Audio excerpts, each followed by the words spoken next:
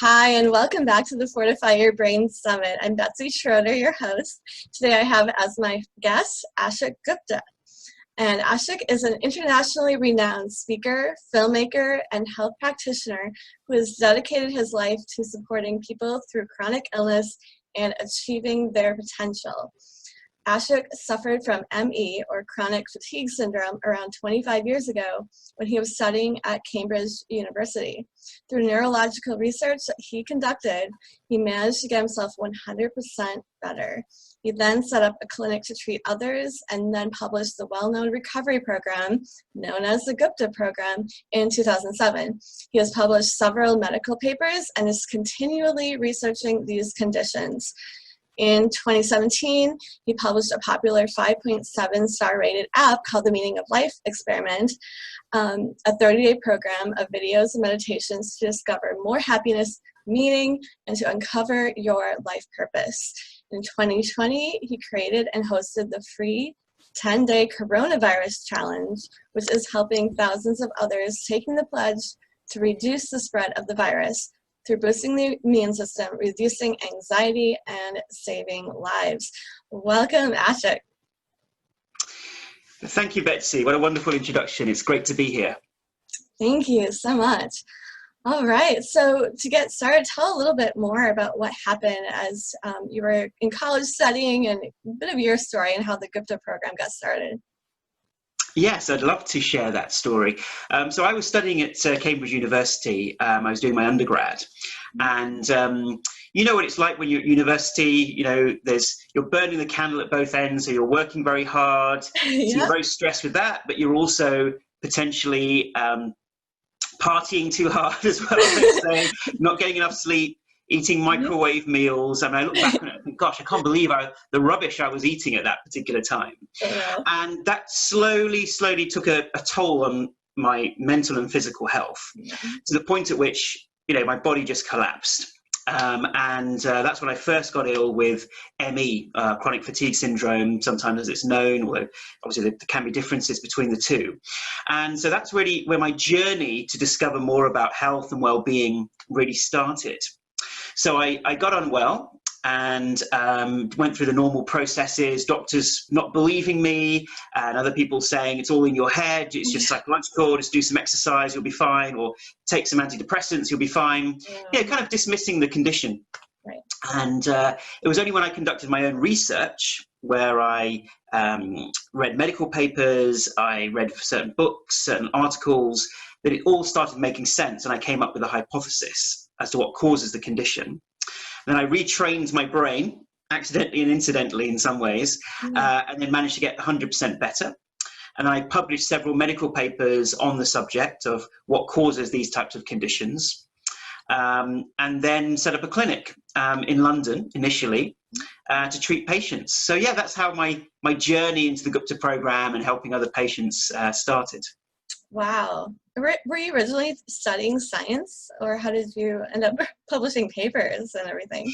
So interestingly, I originally started off studying economics. And you might think, well, that sounds very different, but actually some of the processes and principles in economics about cycles and about some of the mathematical formula that underlie those cycles is very similar, I believe, in terms of how the brain and how the neurology works. And many economists will say that actually economics is very psychological. We have, boom and bust, we have recessions. A lot of it is based on human emotion. So in the same way, I think there's a lot of crossovers that I could see between economics and psychology. But then I've been self-taught since then in terms of my own interest in the subject. Wow. Okay, so the Gupta program is designed to treat those with neuroimmune condition syndromes, is what you say. So what are those, and then what's going on in the brain that could lead to those conditions? Yeah, so our clinic came up with this phrase, neuroimmune conditioned syndromes, or NICS. They nick your energy, as it were.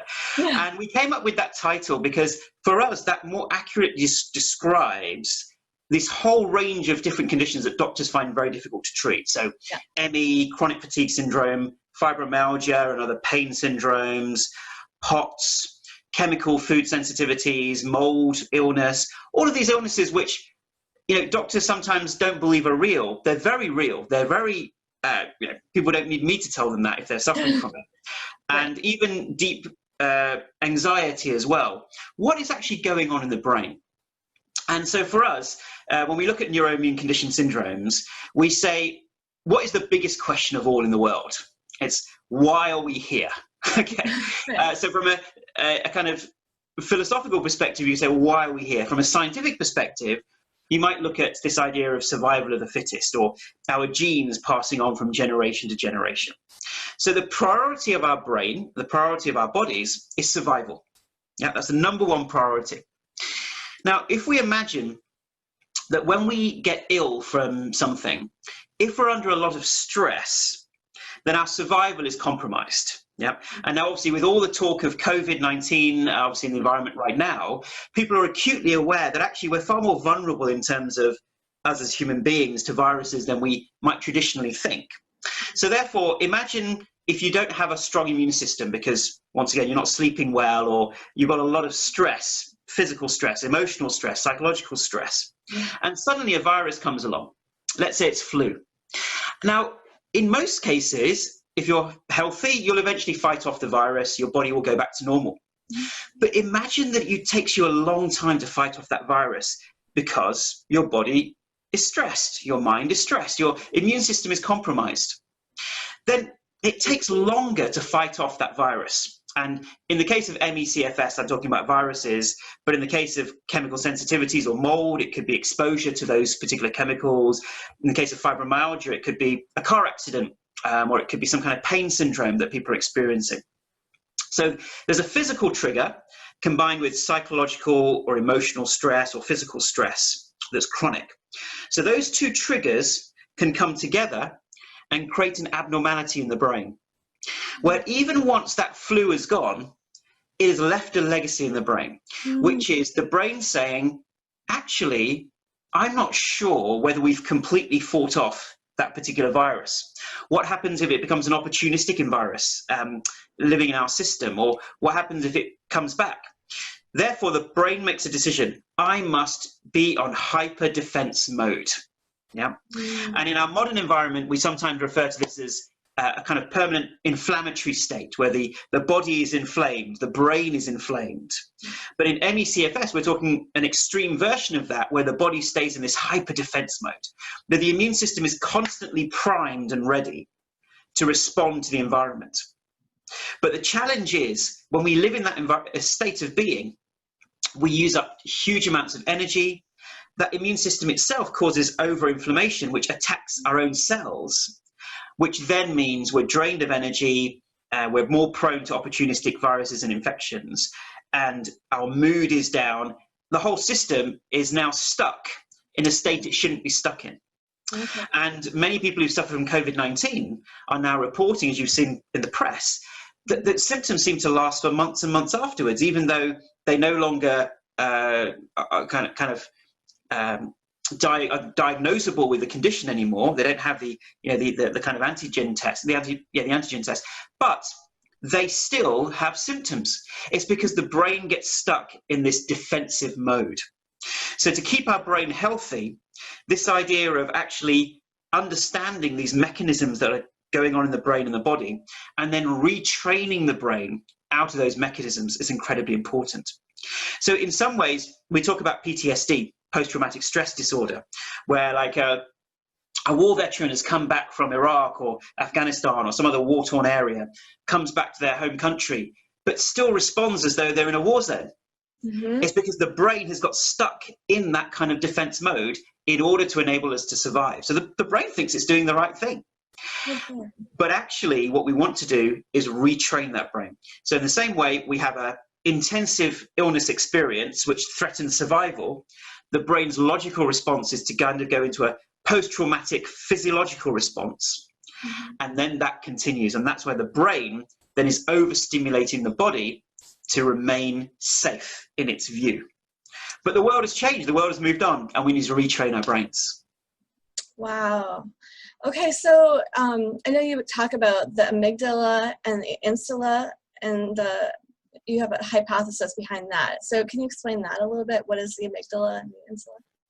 Yeah, they're two very important brain structures that I believe are at the core of some of these conditions.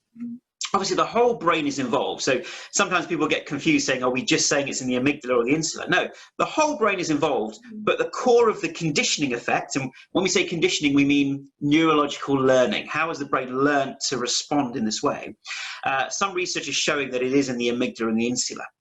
So the amygdala, we've got two of them. They're two almond-shaped structures behind our eyes in the limbic part of the brain. And then we have a brain structure called the insula that kind of sits between the limbic system and the cortex. Okay, so that's the insula. And the amygdala's role is to essentially identify threats in the environment. Now, the reason the medical profession has such a problem treating these things is because we traditionally treat physical conditions and emotional conditions as separate. Yeah. But the brain doesn't make that contradiction or that separation. It says, what do I need to do to ensure survival?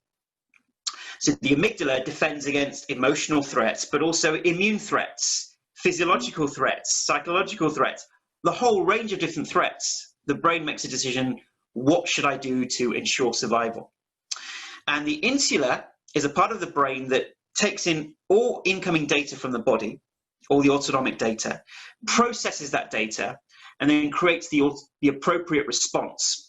Let's say, right, is there pain in the body? What's the appropriate response? Are there abnormalities in the autonomic system? What's the appropriate response? So it becomes aware of danger signals and processes those danger signals and creates immune responses, autonomic responses, hormonal responses, and sends that information to the rest of the brain, to the hypothalamus, the anterior cingulate, etc. So there's so many different brain structures involved. Right. And I believe that the core conditioning for our nervous system responses may lie in the amygdala in association with the prefrontal cortex, and our immune responses can get stuck. And that primarily may lie, and I say may, it's not proven, but may lie in the insula in association with other brain structures as well. And so the brain learns to over-respond, and so our brain retraining is to retrain the amygdala, retrain the insula, and strengthen our prefrontal cortex, this kind of rational thinking part of the brain, against these unconscious defense responses. And of course, we're definitely saying it's not in the head. People get confused saying, well, are you saying it's in the mind? We say, absolutely not. This is in the brain, and there is a difference. If it's in the mind, we're saying we're psychologically somehow making it up. But if it's in the unconscious brain, it can't be psychological. It is a physiological response that normally we have no control over. But some unique ways of retraining the brain can access that and bring us back to homeostasis. Great. So how do we do that? Can you talk about the Gupta program and then how it helps to rewire the brain? Yes, of course. So the Gupta program is based on our 20 years of research into the immune system, into brain neurology. And essentially, it incorporates three core principles, which we call the 3 R's of the Gupta program. So the first one is retraining the brain, and that's the core of it. How do we retrain the brain out of these over-defensive responses? The second one is relaxing the nervous system. If our brain is not relaxed or calm, it's much harder to retrain. And I'll give you a funny example of this. Let's say a husband and wife come back after a hard day's work together, and they're both stressed out, right? They're both stressed out from their work, right? Couples will take little digs at each other, right? They'll be a bit, reactive. Why is that? Because when you are stressed out, you're far more reactive to your environment. And if your partner says, hey, I think we should do this, and I think you need to change your behavior, that's completely the wrong time to be engaging in that kind of conversation, because your brain is at a heightened level of alertness. When we calm the brain down, the brain is more amenable to being retrained and learning new responses. And the third R of the Gupta program is re-engaging with joy. Oh. If we are in an anxious state or a defense state, we will be stuck in that state. If we retrain our bodies out of that, brilliant. But the brain needs something new to move towards. So re-engaging with joy is saying, let's rediscover what makes us happy. Let's rediscover those activities that allow us to be in the moment, to be calm, to be meditative as we're doing things. Because if we have that ball of anxiety that we've retrained, but then we go off and get stressed about our work. Yeah. All we've done is transfer that energy, that kind of anxious energy, onto something new. And many people find that they may retrain through different processes, retrain their brains, but they still then have a ton of anxiety because they haven't learned to be able to calm that anxiety as they move back into normal life. Mm-hmm. Wow. Yeah. I mean, I think that hits home for a lot of people. So then what do you do as part of the Gupta program? So you're doing these 3 R's. What are actually like the steps? Okay, so in terms of retraining the brain, there's a very unique 7-step process that we teach. And it's not saying that we respond psychologically to our emotions and thoughts, but we respond in a certain way depending on the signals we get from our unconscious. Because luckily there's a safety valve. Yeah. As an example, we all know when we're about to get ill, right? So let's say we're about to get a cold or a flu. We start getting those signals unconsciously that, hey, your immune system is responding, where we start feeling a bit unwell, a bit nauseous, a bit kind of, oh, I probably need to relax. I can feel something's coming on. Those are the unconscious signals the brain sends to say, we are now being attacked by a virus and you need to rest and you need to calm down. So we teach our clients to recognize those unconscious responses from our limbic system and from the insula, and then do a unique 7-step process which sends a signal back saying, we aren't in danger. This isn't an appropriate response. And that involves NLP, timeline therapy, breathing, meditative techniques, visualization. It's a unique combination of different messages that we send back. Parts therapy as well, and inner child work, all work together in a unique system to repeatedly tell the brain that we are no longer in danger. And people repeat those 7-step processes throughout the day. And we have, obviously, people, it's not practical for people to be doing that all day. So we give people practical ways they can do short versions of it, that even if they're in full-time work, they can still retrain their brains. So that's the core of the retraining of the brain. And there are other techniques which retrain the brain in a very concentrated way as well. Yeah. Then relaxing the nervous system, that involves a more holistic approach. So those are supportive techniques like regular meditation, breathing techniques, many things that some of your other speakers are talking about. Having a good anti-inflammatory diet, incredibly important, and having the right supplements, which can get degraded from too much stress. Having the right amount of sleep, incredibly important as part of this. Pacing yourself. So sometimes there can be doctors out there that say, right, let's get a patient and put them on a treadmill and that will get rid of it. That causes so much post-exertional malaise, where when a body is overstimulated and stressed, the last thing it wants to do is to be put on a treadmill. That can make symptoms worse. So instead, we want to gradually pace our activity back to normal and allow the brain to trust us again with that energy. So that's relaxing the nervous system as a holistic, supportive set of techniques that enable brain retraining. And a part of that is also mindfulness. So learning to be more mindful in the moment can support and heal the brain as well. I'm sure some of your other great speakers will talk about that. And then finally, re-engaging with joy. As I said, how do we learn to engage with the world again without getting a relapse, without getting a dip? That's incredibly important because people can retrain their brains, but go and get stressed out again. So how do we learn a new way of being? Because each illness that we experience in life is a wake-up call to do something different in life. Yes. Yeah. To really analyze what kind of person was I before. And so at a deeper level, if we treat an illness as a kind of, dare you say, a psychological wake-up call or a spiritual wake-up call to do things differently. So we take the analogy of a butterfly. So how do we turn into a butterfly? Well, a caterpillar is living life in a certain way. Then they go into a cocoon. So these illnesses are like cocoons. And many people describe them as like being in a cocoon, where you go through a meta transformation, where you look at your old habits, your old ways of being. Did you look after yourself mentally, physically, emotionally?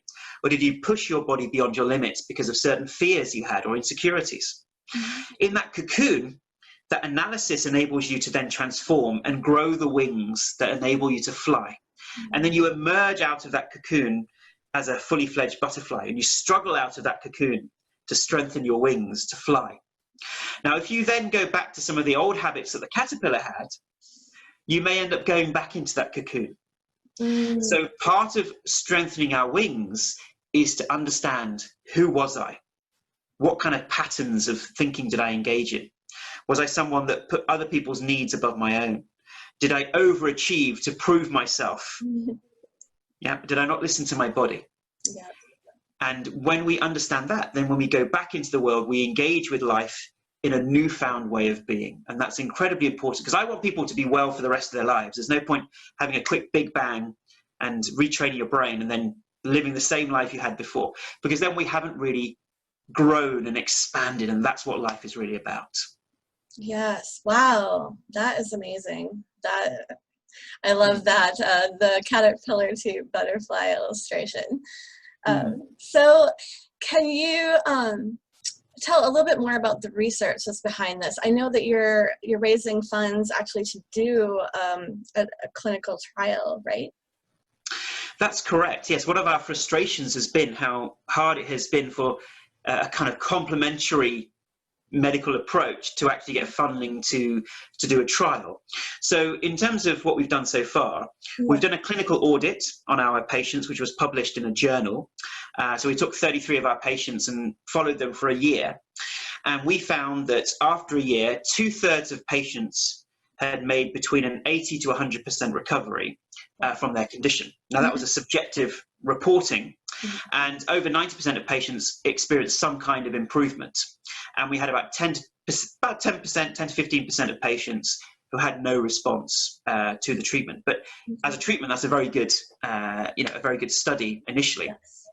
And then we had a very small study done by the Mayo Clinic, which found that our treatment was more effective than their standard treatment. But we had a very high dropout rate. And that was actually because we didn't deliver the treatment actively ourselves. So in our view, that wasn't a proper trial. Yeah. And we've been doing further research since, and we've just had a study done in Spain on fibromyalgia. And this was a proper controlled trial with over 20 patients in each group. One group took relaxation techniques and one group took the Gupta Programme. And they found that literally after 2 months, there was no change in the relaxation group, but the Gupta Programme group, there was a 40% reduction after 2 months in fibromyalgia scores, which is kind of unheard of, which is an incredible result. Yeah. And those improvements kept continuing. So that's a great pilot study. And when that gets published, that should hopefully attract more funding for some larger scale trials that we'd love to do, especially on ME and chronic fatigue syndrome and chemical and mold illness. We have great results with all of those different conditions. And we'd love to do a larger scale trial where we really show to the medical profession that this is an effective way of treating it. Yeah. And we may at some point get a drug that supports people's health, but I truly believe it's unlikely, because drugs treat symptoms, whereas we know this is a brain disorder. This is a challenge in the brain, and actually rewiring and neurological rewiring, neuroplasticity, those are the buzzwords right now, and those are things that can really create long-lasting change. Wow. So, and how about the funding that you're trying to get now for the next clinical trial? So we've estimated, in association with certain research centres, that it would cost us about $200,000 to do a trial on around 100 patients. And so we've already raised $50,000, and we're looking for more research money for that. But if there are researchers out there or institutions, universities that are interested in collaborating on a trial, we'd love to talk to them, and they may have their own sources of funding. Yep. And, really, this is an exciting time for medicine. We are pushing the boundaries of what's possible, and we're discovering there are new ways to treat illnesses that doctors can't treat. 70 to 80% of illnesses that people go and see their doctor for, there's no longer-term solution for it. There's just a management of symptoms, and we think of pain syndromes, fatigue syndromes, sensitivities to things around us, even things like asthma or hay fever and all these kind of allergic reactions.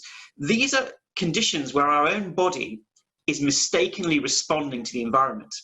because we live in a toxic environment. We live in an environment where there's too much pollution, there's too much chemicals that we're exposed to. We're not eating good organic diets, but we're being filled full of growth hormones and other pesticides from our foods. All of these things, this kind of, we're not living according to our kind of evolutionary background. All of these modern triggers are creating brains and creating bodies which are over-inflammatory. We trigger our immune system too much, and it means that we're prone then to these kinds of neuroimmune conditioned responses or syndromes. And now is a time that we reflect on that and we start living different lives, start living things where we shift our lifestyles to a healthier way of being. Yes, absolutely. This is the time.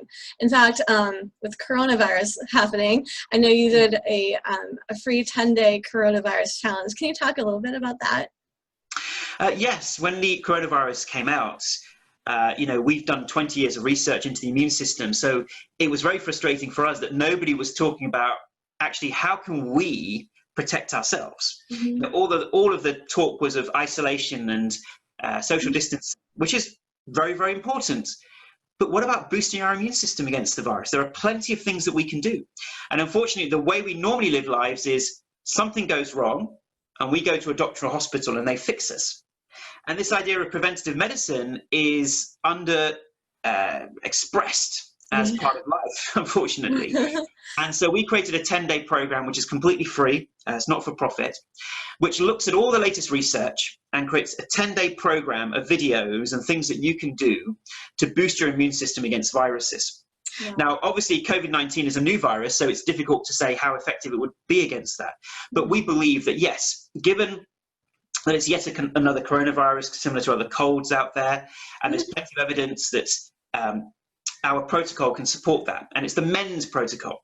So MEND is M for mind, E for exercise and energizing the body. N is for nighttime routine, which is essentially sleep. And D is for diet. And I'm sure those are the kind of areas that many speakers are talking about in your fantastic summit. So MEND, the MEND protocol, when we engage in these 4 areas and we really kind of revolutionize our lifestyles under this MEND protocol, then we find that our immune system can be boosted, and we may be one of those lucky people that actually can get the virus but hardly has any symptoms, or we're able to fight it off quicker because our immune system is the main kind of process to overcome the virus. Yep. And given that we're coming out of lockdown gradually in various countries, and unfortunately, obviously what's happening in the US, there's a surge in cases, there is a high likelihood that many of us will be exposed to the virus. In which case, as we transition into normal life, having a strong immune system is primary. And I'd love for everyone in the world to be taking the coronavirus challenge. So we'd love people to spread this information out there, take the challenge, and make a difference. It could be the difference between life and death. Imagine if someone took it and stayed out of hospital and didn't go on a ventilator because they had a stronger immune system. This is life and death we're talking about, and I'd love for people to try that. What goes into each of those four parts for the MEND, just briefly? Okay, so we know with mind, we're looking at reducing our anxiety about the coronavirus, reducing our anxiety about how it may impact on our health and our jobs, employment. But primarily that's through meditation and breathing. Okay. So plenty of meditations and breathing sessions within the M of the MEND protocol. Then E for exercise. We're told that exercise is really good for us, but we aren't told specifically what exercise, for how long, what does the science show? So we really go into, how even just brisk walking can boost your immune system and halve the chances of getting a virus. And did you know, if you actually regularly exercise, specifically cardio exercise, you can actually reduce your chances of getting an infection by 80%. Oh, wow. That's incredible. Yeah. Then N is for sleep. So how do we sleep better? And the research shows that it's the length of sleep and the quality of sleep that makes an impact. And if you go from 6 hours of sleep to 7.5 or 8 hours of sleep, you'll reduce your chances of getting a virus by between 50 to 80%. Wow. I mean, it's incredible, that these simple little changes that we could do could actually mean the difference between, let's say at the moment, 80% of people who get COVID don't really show many symptoms or hardly any symptoms. But we could boost that to 90% of people who get COVID, or 95%, if people were really taking charge of their own immune systems. Mm-hmm. And then, so in terms of sleep, we look at how we deepen the quality of sleep, what impacts our sleep, what affects our sleep. And then D for diet, that's probably a bit more mainstream in terms of how we boost our good gut bacteria and our immune system through eating the right foods. And, you know, it's a bit of a cliche, but ultimately fruits and vegetables, we eat lots of those, lots of varieties of those, and especially foods like oats, which also boost our kind of gut flora. Yeah. Those kind of foods eaten regularly, when we eat more of those, they massively boost our immune system and all the good bacteria. So that's also an incredibly important part of the MEND protocol. Ah, wow, great. Thank you. So where can people find you online and learn more about like the MEND protocol, and are you on social media, all of that? Yes, we're quite active on social media. So the first port of call, if people have a neuroimmune condition syndrome, would be to go to the Gupta Programme website, which is guptaprogramme.com. Very simple. And there you can sign up for a free trial. You can watch some of the videos, watch some of the testimonials from patients, and get a feel for whether it's right for you.